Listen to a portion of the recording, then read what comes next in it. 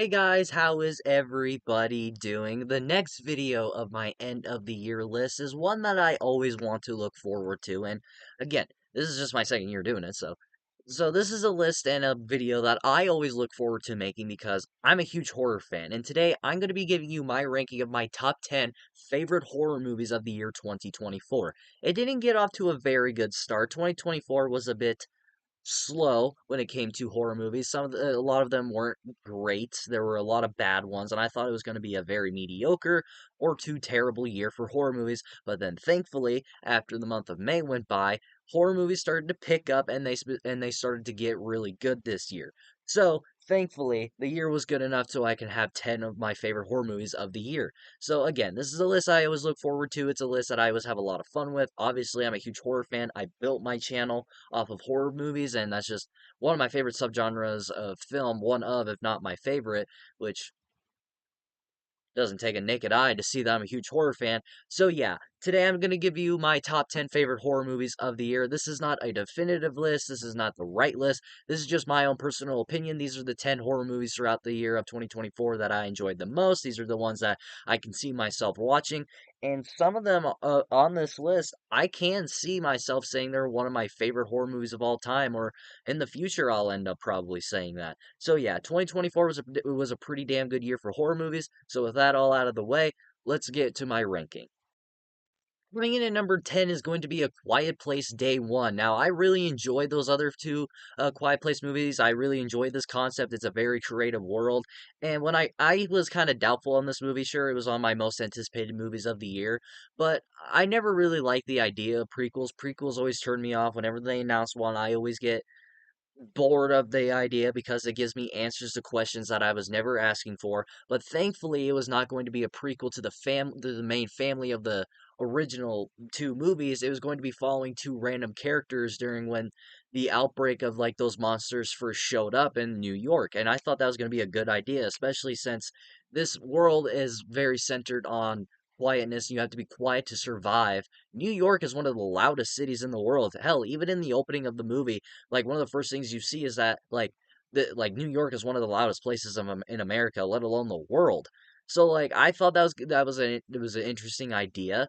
And overall, I really enjoyed A Quiet Place Day One. It's nowhere near as good as the first two movies. I still prefer those other two movies before it, but this movie just shows that this series is very consistent, and I am very excited for A Quiet Place Part Three.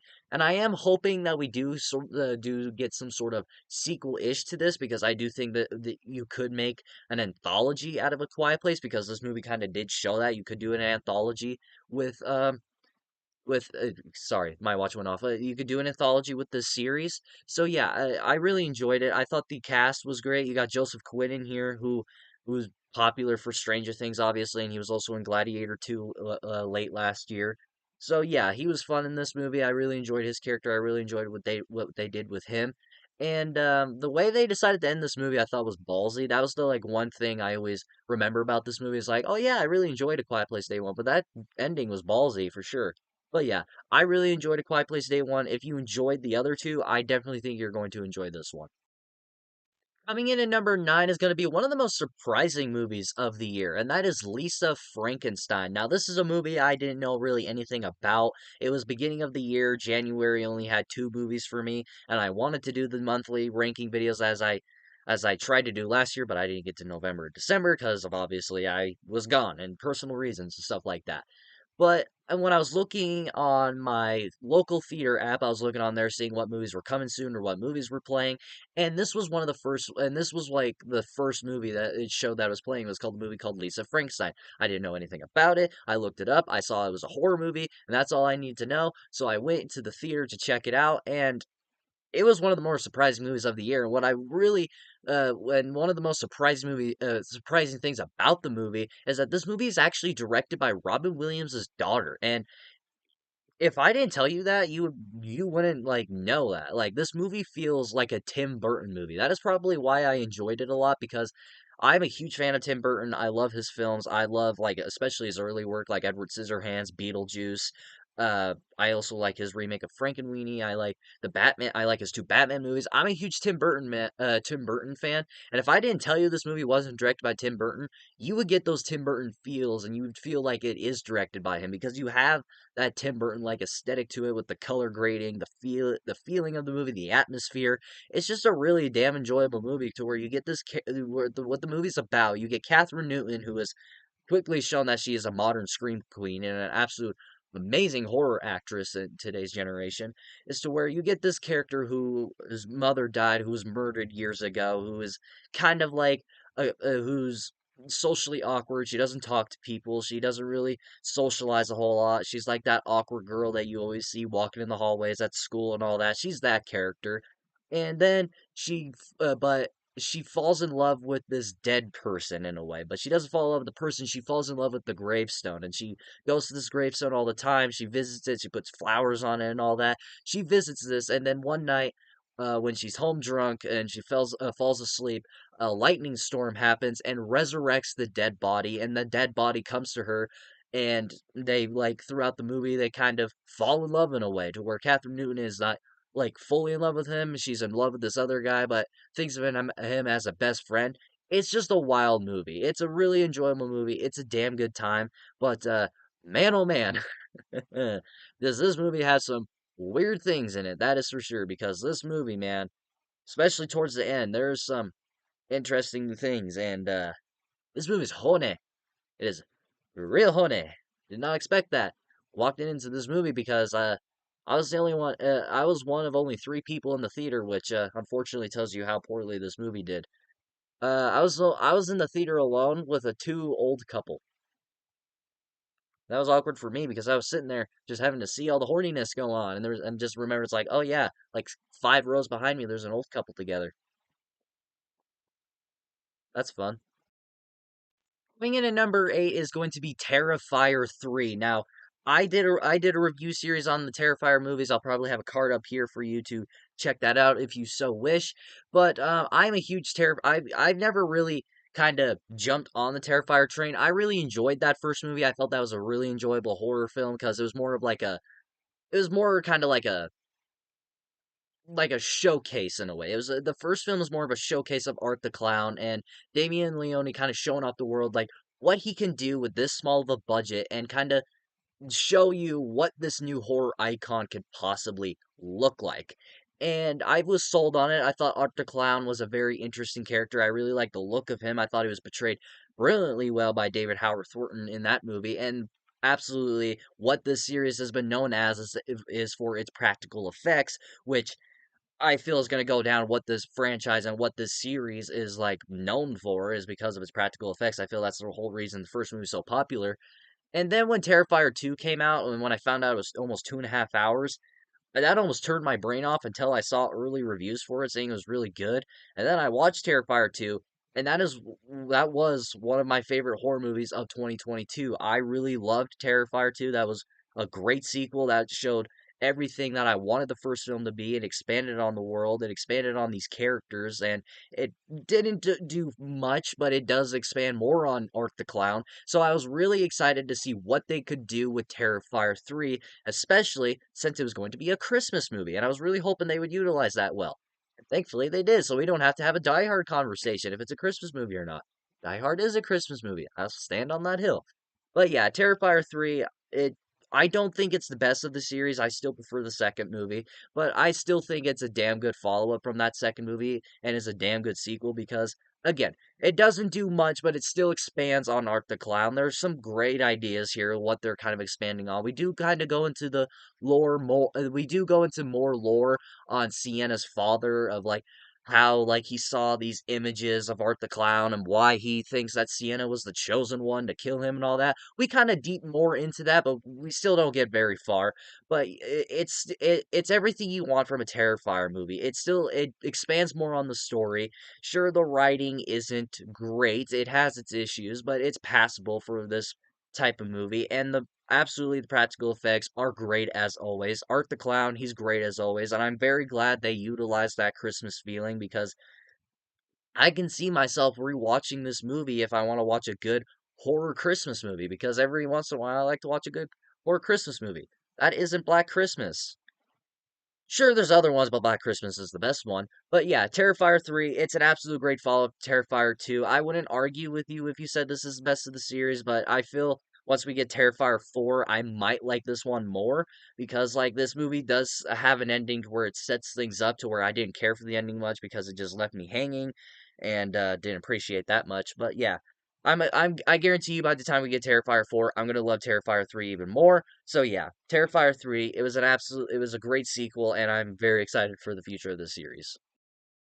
Coming in at number 7, this is another movie that really surprised me this year, and if anything, I thought this was going to be like a bottom 10 horror movies of the year, and that is Blumhouse's remake of Speak No Evil. Now, I had not seen the original, I still have not seen the original, but something about Blumhouse remaking a foreign film, which what I learned is that it's not even it's barely in a different language. There's no subtitles. It's mostly spoken in English. It's just the characters have accents where it's not easy to understand them. That's all I was told, and also from reliable sources from people that I also follow on YouTube and who I have the same opinion as them said that they didn't like the original. So I didn't think that I would like this remake. What's the point of remaking a foreign film supposedly mostly in English to where it's not dubbed in subtitles, and especially if Blumhouse is making it, who at the time was making just shitty movies with Night Swim, Imagine, and Imaginary.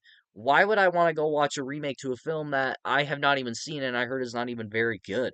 What can I get from that?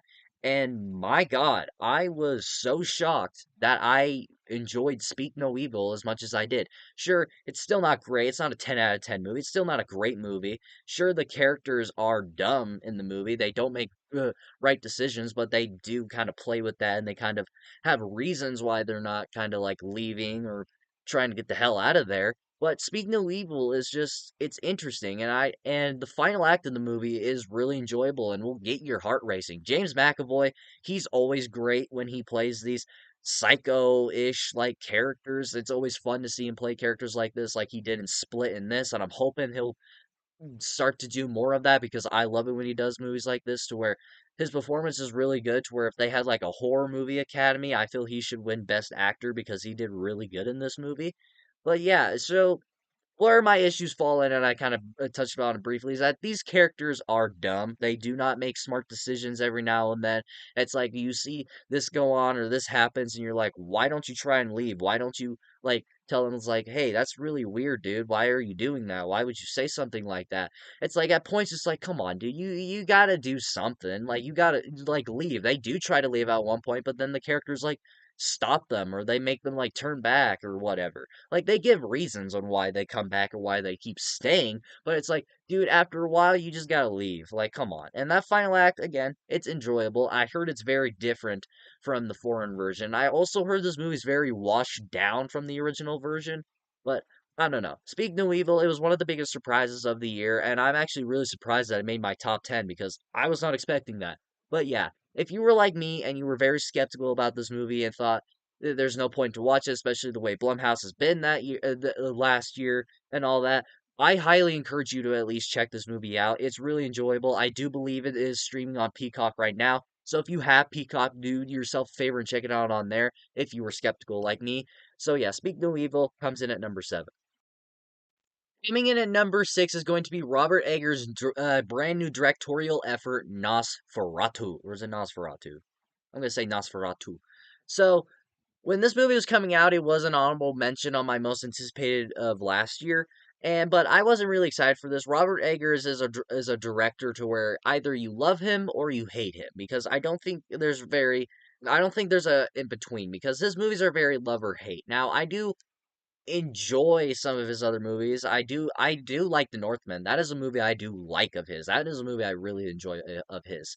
Now, The Lighthouse, I do not care for that movie very much, and I watched The Witch for the first time before watching this movie, and I didn't care for it too much. So going into this movie, I was a bit nervous because I didn't know because Robert Eggers has a specific taste and a specific visual of the movie. And when I first watched the movie, I thought it was good, but I didn't think it was great. I thought the movie is visually a masterpiece. Like, it's visually stunning. It has one of the coolest shots in cinema of 2024 were like Nosferatu's hand, excuse me, Count Orlok's hand is kind of like hovering over the town. Like that is one of the best shots of the movie, best shots of the entire year of 2024.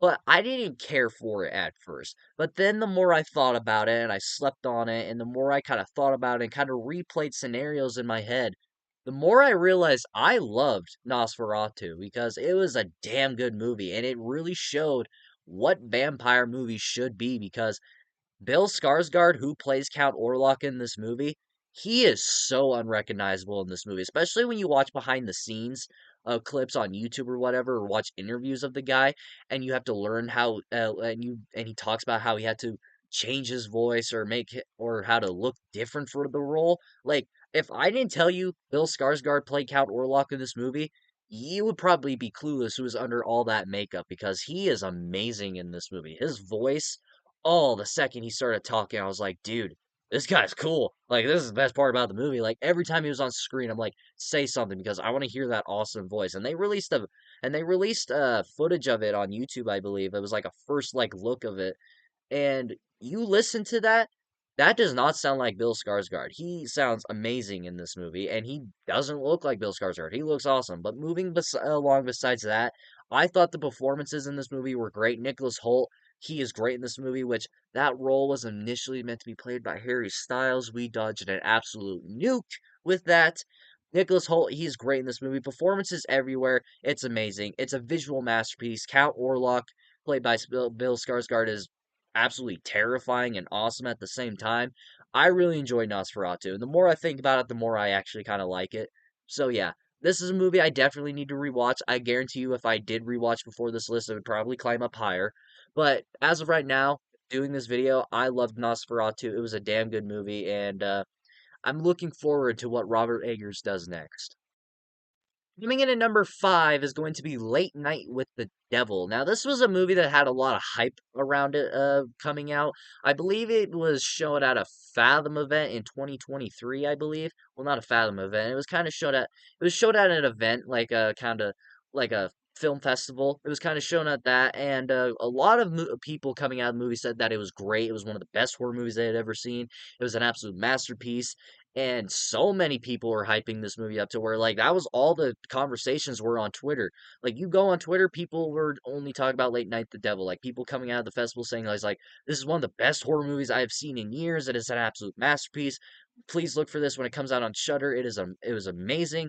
Please go watch this at theaters to support it and all that. Like, people were just talking about this movie all the time. Now, unfortunately, it didn't play near a theater near me, so I had to wait until it came out on Shudder. And so when he came out on Shudder, I did not have a lot of expectations because I was like, okay, well, people are really hyping this movie up. I don't know what I'm going to think about it, but I'm going to give it a shot. But I really enjoyed Late Night with the Devil. It is very interesting. It is a very cool concept. I really like how what they did with this movie, especially since it's supposed to be like a documentary. Like when you watch this, it's pretty much like a Blair Witch Project like movie, but it's shot as a TV show, as like a late 80s talk show, kind of like Jimmy Fallon or Jimmy Kimmel or something like that. Like you watch it and it's just like an 80s version of that, but it's a Halloween special and the talk show host is talking to like magicians, exorcist people, like priests or whatever, like all these other people and this little girl that supposedly has a demon inside of her. Like it's a really enjoyable movie. The only parts that I didn't care about it is when they would go to like commercial or take a break or whatever, they would show us like they would show us what's going on when it's during commercial and like a black and white thing. That kind of took me out of the movie because because then it didn't really feel like I was watching a late night show. It made me just think I was watching like a documentary on like something, which I get it. That's kind of what this movie is the documentary. But I really enjoyed Late Night at the Devil. It was one of the bigger surprises of the year for me too, because I didn't expect to love this movie whatsoever. But yeah, I really enjoyed Late Night at the Devil. It was definitely a surprise for me. I really enjoyed it. And I don't know if we'll get some sort of follow-up to this movie, but if for some reason or somehow we get some sort of weird follow-up to Late Night with the Devil, I wouldn't be upset about it. I would actually really like to see some sort of spin-off to this movie or some sort of weird prequel to it, maybe. I don't know, but I want to see more from this universe, I feel, because I feel there's a lot you can do with it. But yeah, Late Night with the Devil, one of the bigger surprises of the year, and if you haven't checked it out yet, I would give it a shot. Coming in at number four was my favorite vampire movie of the year, and that is Abigail. This is a movie that is directed by Radio Silence, who obviously brought us Ready or Not and the two recent Scream movies with Scream and Scream 6. Now, that was kind of like one of the main reasons I was looking forward to it, is that it was made by the Radio Silence crew, who most of the time I really enjoy their projects. I haven't really seen their earlier work, but I have seen their more recent work again with Ready or Not and Scream and now this. And I was told that was going to be a vampire movie. And this was the movie alongside Nosferatu I believe can bring back the vampire subgenre, to bring back to what vampire movies used to be, because I love vampire movies. I'm tired of the Twilight Saga. I'm tired of these cute boy vampire movies, because vampire movies to me, I think of Fright Night, The Lost Boys, Abigail, Nosferatu. Like those are movies I think of when I think of a damn good vampire movie. And thankfully, this movie delivered. This movie is just so much fun. This is a vampire movie to where, like, if you like movies like The Lost Boys, which this movie feels very inspired by, you're going to love Abigail. So, because what Abigail is that you get these crew of people who are I don't know if they're assassins or something, but they're like a crew of people looking for money. And they are going to be paid a certain amount of money if they watch this little girl for 24 hours. They watch the girl for 24 hours and make sure nothing happens to her. They get paid a shit ton of money by the guy that plays Gus from Breaking Bad. And so they just try to survive the night. But throughout the night, Melissa Barrera, who is the star of this movie and who I think is great in this movie, she kind of tends to the little girl and she kind of knows there's something wrong. But then we find out that she is actually a vampire and that the whole night they are meant to survive a vampire. But then they also find out they're just pretty much there so Abigail can have food. And it is such a fun movie because, like, yeah, these characters are terrible people and these characters are not great characters, but they're so much fun to watch and so much fun to kind of hang out with throughout the night to where you don't want them to die. There's so much fun, especially the one guy who used to be a detective. He's a lot of fun in this movie, who gives off one of the best lines of the entire year. Sammy, those are fucking onions. Like that that had me dying in the theater because it's like, yep, yep, I love that one. Because, like, it just has a lot of good humor. And the humor, I thought it wouldn't work for me. I was really hoping that they wouldn't get too silly with the idea, but thankfully they didn't. They took it very seriously. And let me tell you, whoo the practical effects in this movie and all the blood, I almost shed a tear. Coming in at number three, and I'm a bit bummed that I'm like on an island saying that this is like a top five horror movie of the year, and that is Maxine. Now, Maxine is the conclusion to the X trilogy with X, Pearl, and now Maxine. And I loved Pearl. That is still my favorite movie of the entire trilogy. And when they announced this, like right after Pearl came out, I was so excited because I love this trilogy and I was so excited for this movie. This was actually like my second most anticipated movie of the entire year because I loved the X trilogy. I loved what they were doing, and I was really excited to see what happened to Maxine after X, and where you find out that this is going to be and like a throwback '80s movie, kind of like Giallo horror was like the killer wearing black gloves and the killing people with the knife. Like I was just excited. I was just sold because it was an X. It was just another installment of this X trilogy. And for me, it delivered everything I was hoping it would, and it was delivered everything I was hoping it would for for a conclusion to this trilogy. And I'm a bit bummed that a lot of other people aren't saying that because, like, I enjoyed it. I felt it was a damn good conclusion to this trilogy. I felt it was a damn good follow up to X and Pearl. Like, I really enjoyed Maxine. It was one of my favorite horror movies of the year, obviously. As you can see, it's so high up on the list. But yeah, I really enjoyed it. Now, the one thing I can't defend, and the one thing I will say is like, yeah, that wasn't great in the movie, is I felt the reveal of the killer and who the killer was at the end and what was going on, I felt was very very predictable. I predicted it as like the second the killer started targeting Maxine, I'm like, I know who it is. I'm not gonna spoil it here if you have not seen it, but I just instantly knew who it was, and I can't defend that because it's true. That part of the movie does suck. However, I really enjoyed Maxine. I felt it captured the 80s very, very well. I felt it did a very good job with that. I just really enjoyed Maxine to where it is my second favorite of the X trilogy. For if I were to rank them, it would go Pearl, Maxine, and then X, which you can honestly just anyone else saying that Maxine, if someone says Maxine's their favorite or X is their favorite or Pearl's their favorite, I wouldn't argue with you. This was a great trilogy. This was a great conclusion to it, in my opinion. I really enjoyed it. But as Maxine says at the end of this movie, I don't want it to end because hopefully we'll get a fourth one because I really want one. Coming in at number two is probably showrunner. God, I've been talking a while. Leave me alone. It's probably a runner up for most surprising movie of the year for me, and that is The Heretic. Now, I didn't know anything about this movie. I didn't know what this movie was. I had heard people talk about it after like a film festival. I forget what it's called, but it was like the yearly like film festival yearly thing, and this was one of the movies that played there. It was supposedly a secret screening, and I saw a lot of people talk about this movie afterwards because I went on Twitter and people were like talking about this movie. It's like, dude, The Heretic is so good. It's good. It's one of the best movies of the year. It's like top five of the year. It's so good. You gotta go check out The Heretic. It's such a good movie. And I was like, I don't know what this movie is, but luckily I found out my local theater was playing it the day it came out. So I went and watched this movie with my dad. I almost forgot how to say dad for a second. I am losing my mind. I keep talking so much. I went to go watch this movie with my dad because we were both really interested in the movie and we watched it, and I loved it. Like, I seriously loved it because this is like when I get to my top 10 movies of the year, I'm pretty sure this is in my top three because it is such a damn good movie. I loved it. The writing of this movie is brilliant because, like, what this movie is that it's pretty much like a religious horror movie. I don't really get into religious horror much. Like, I don't care too much for The Exorcist and stuff like that. I like The Exorcist 3, but again, I don't really follow religious horror. Like, sure, I do believe in God. I do believe in him and all that, but I've never really followed religion all that much.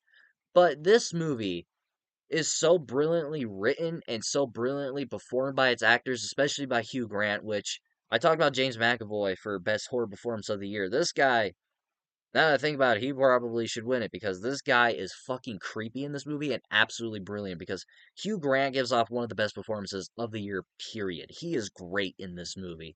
Because what this movie is that you get these two girls that kind of go to like this Catholic school in a way, and they go to Hugh Grant's home and they pretty much go to kind of like Jehovah's Witness in a way to talk about God and all that.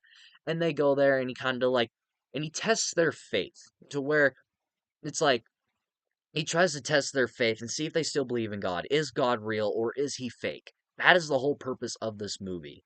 And it's so brilliantly written, and when you think it's going to go right, it pulls the rug right from under you, and it turns left. Like, this movie turns so many unexpected places to where it's just like, dude, what is going on? You're invested in it. It is so brilliantly written, it's so brilliantly performed, and you're just so entertained by it. And there's only three characters in this movie.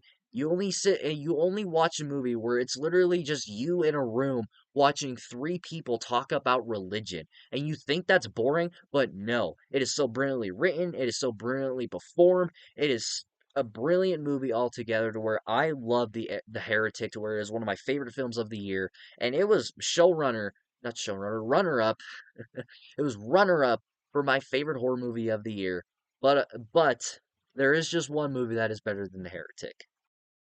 Well, with that being said, my number one horror movie of the year is Alien Romulus. Now, I know, this movie is nostalgia bait. It's just there for old Alien fans. It's just there for nostalgia. It's not really a good Alien movie. It's just there for nostalgia. But you know what? I don't care. I fucking love Alien Romulus. This is easily the best Alien movie since Aliens. And in my ranking, when I did my Alien ranking, I had Alien Romulus over the original, and I stand by that. I fucking love Alien Romulus to death. I think that this is the best Alien movie we have ever gotten, and thankfully it's getting a sequel, which, thank you, Disney. Never thought I'd say that. But, I just loved it. Yeah, sure, it's nostalgia bait. I don't care. I fell for it. I'm going to fall for it. Yeah, sure, there are things in here to where I'm like, okay, that didn't need to be in here, especially when they resurrect a dead actor using AI, which is plainly obvious that they do it, which I think they tried to hide it, but it's like, nope, nope, nope, nope, I can tell. But holy crap, this movie was just everything I was hoping it would be. The practical effects with the alien is brilliant. The fucking characters is great, especially Andy. He's the MVP of this movie. I loved Alien Romulus. It's one of my favorite movies of the year, which you're going to see where it is on my best of the year rankings. And as you can see, I have an alien right there. I'm a huge Alien fan, so I fell for the nostalgia bait, and I don't really care because it was worth it. Thank you all so much for watching my ranking of my 10 favorite horror movies of the year. Let me know what your favorite horror movies of 2024 was and down in the comments below. Thank you all so much for watching, and if you like this video, like it. If you love to subscribe, hit the bell notification so you will get notified for all my latest videos, and for the rest of my 2024 end of the year ranking, and for an upcoming review series that I'm going to be starting here very soon. But of course, until my next video, I'll see you all next time.